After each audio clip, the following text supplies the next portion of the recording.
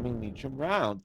This is Alwin Ignacio, the diva that you love. Together with Miss May Kumaring Ultra Maldita, Hi, this is Alex and Brosas. you're watching ang Kitty Show. Ang tayo na talakayan ng Showbiz Edition.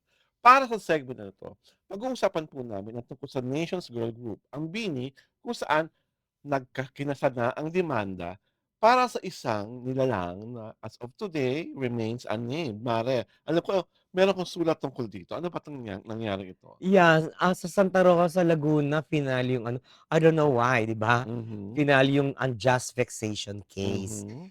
Ang Nag-file danyos. nag-file ang tanong, ano ba yung unjust vexation? What was that mean? Kasi, ano in-splice daw yung video. Yung they were rating the The the food. street food, di ba? Okay. In-splice, Somebody spliced the video somebody spliced the video to make it to appear make it appear na parang parang pinalabas na masama yung super maldita ang ang ang mga bini. bini. Mhm. Oo, that's how that case is stemmed from. Mm. Mm. So that was an unjust vexation thing. Related parang parang naikawing sa cyber libel ba 'yun? Parang gano'n. Okay. So, isa pang curiosity ko, bakit hindi na-identify? Gano'n ba dapat? Hindi, Di ba hindi ko dapat alam. pag nag-file ka ng case, identified yung culprit? Tawag dito, hindi siguro na ano pa na kasi siyempre 'di ba ang mga video sa mga ano 'di ba, parang fictitious ang mga Hmm. name. Yes, So yes. gano'n 'di ba parang Oo. ano, Fictitious ang name, oo, fictitious ang pictures. oo. Pero parang ano, parang I saw in ano, parang kaso nakalimutan ko yung pangalan, eh. Mhm. He was named. May photo Ah, pa dun sa isang website. okay. Who spliced the video? Oo. Okay. I don't know kung totoong siya Ah, nga kung yun, siya 'di ba? talaga Oo. yon. That I cannot vouch, 'di ba? Mhm. Yun ang Mhm. nangyari. Parang they were asking, each BINI member is asking for 1 a million 1 million each. Do you think damage this will prosper? ha? May pag-asa 'tong mag-prosper? Ang ano naman, ang tawag dito, ang pag-prosper naman ng kaso, nakadepende dun sa ano, aggressiveness nung Nag-file? nag-file.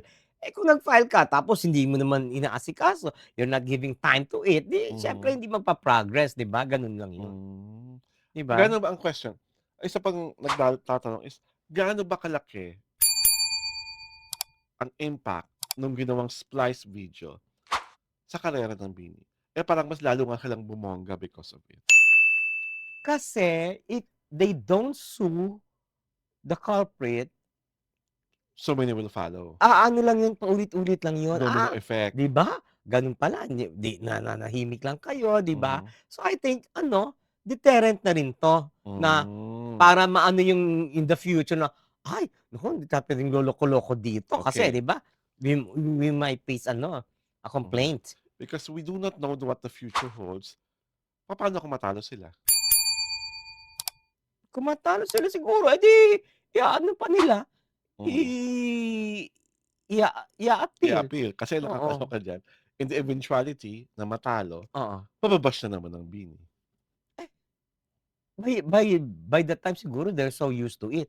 Hmm. Eh, ang dami namang bashing ng aano sa kanila, they still stand out, Hindi, 'di ba? ayun, that's a valid point. Ang Oo, dami-dami naman talaga 'di ba? nagba-bash sa kanila. What makes this so special to merit an unjust vexation call? Because clearly dito, because the video was spliced, 'di ba? Clearly i yung ano lang, ah, hindi mo kasi when you say splice, hindi mo pinakita yung buong Oo, video, 'di ba? yung namili Yu ka lang ng oo, mga namili lang parts. ng mga oo. So, yung mga pinakita, ang alam ko, yung mga negative lang, yung mga Hmm. negative reactions nila sa food.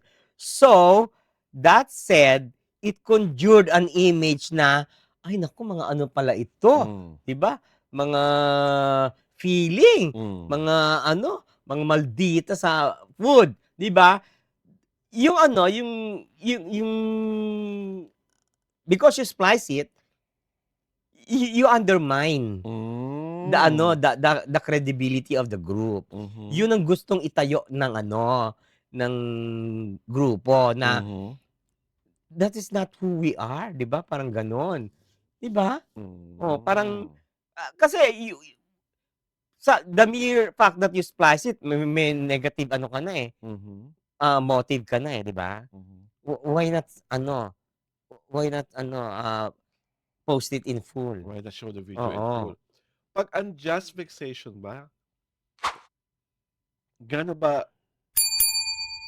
nakakatakot ba yung ganitong klaseng Well, according to ano, to the report of MJ, parang it's a serious case mhm. na 6 to 12 years ang ano, Oh, okey. imprisonment. Mhm. Oh, If proven guilty. if proven guilty. Mhm. So, pagka na-proven kang guilty, hindi ka makakaano dun, eh, you have no right to ano, to ask for probation kasi 6 to 12 years, that's Mhm. prison mayor, Mhm. 'di ba? Kasi ang alam ko sa probation, ah, 'pag 2 years lang tapos first time offender ka, Mhm. avail ka pa ng probation. Pero kung ang kaso mo ay ganito katindi, 6 to 12 years, 'di Hmm. ba? Sa tingin mo ba talaga this case will be a deterrent for people not to make videos or this will make people more aggressive? Ah, Kasi dete alam mo naman ang mga Pinoy, sa umpisa makatakot, oh. pero after a while babalik sa dati nilang gawain. No. I think it will be a deterrent kasi Talaga? it ano, it pushes a serious message na, Mhm. ay, we're not taking things lightly, 'di Mhm. ba? Hindi 'to ano, kasi ang ano dito is career 'to, eh. Career Mhm. 'to na sinisira niyo, 'di Hmm. ba? Ang magandang i-unmask diyan is who is behind. Hmm. Kasi it might be ano, malay mo paano lang 'yun, 'di ba? Pakawala. Pakawala lang, oh. Pero who is behind, Hmm. 'di ba? Well, speaking of career, hindi naman ako naniniwala na naapektuhan talaga ang career ng Bini kasi yung bago nilang video, yung Shaggedy Shaggedy Something Something, Mm, mataas naman ang views sa mm, YouTube. Although, yung sumunod na grupong nag-release sa kanila na mga babae din, hmm, Fourth Impact, oo. mas mataas yung views kaysa sa kanila. Kasi matagal na yung fourth Oo. impact. Kumbaga, kunyari a week yung Shaggedy, Mm, hindi ko alam yung tamang figures, basta after a week lumabas yun sa Fourth Impact, mas marami. May nagbibiro nga sa X, natalo ng mga lola ang mga hmm, nene.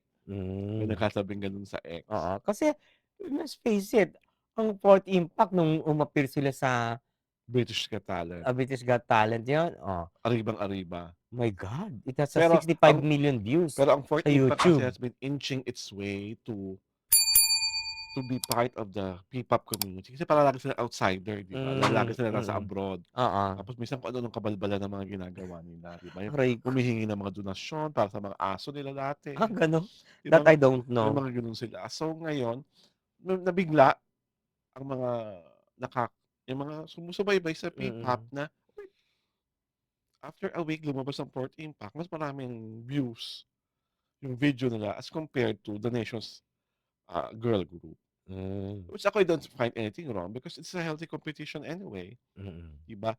Imagine mo parang timer na ang ano, ang Fourth Impact, 'di ba? Sa totoo lang. Tapos biglang ngayon, siguro it's really their time to shine.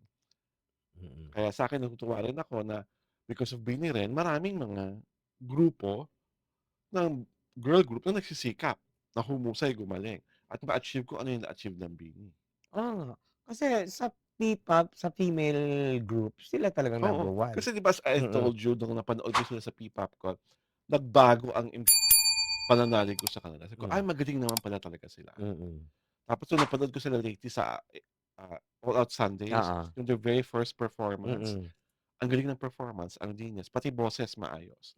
So sabi hmm, ko, big talagang malaking-malaking naging tulong sa kanila nung pagtu-tour nila abroad. oo, Mas naging gelled, mas hmm, naging ano, passionate, mas alam na nila yung ano yung dapat gawin at hindi gawin. hmm, Kaya nakakatuwa. Well, whatever is kasi alam naman natin 'pag court case may mediation pa, 'di ba? yeah, So, let's just hope na sa mediation pa lang maayos na, kung 'di man naayos, eh, di magka at the court ano, Oo, Let the litigation start. let the litigation start. Magpahabaan kayo ng PC kasi yun naman Mm. talaga ang labanan pagdating Yeah. sa korte at kung sino talaga nagsasabi ng katotohanan. Minsan lumalabas, minsan alam na natin. This is Alvin Ignacio, the diva that you love. Together with Miss May Ultra Maldita, Hi, this is Alex and you are Brosas. watching a reality show, ang Tayo na Talakayan Showbiz Edition.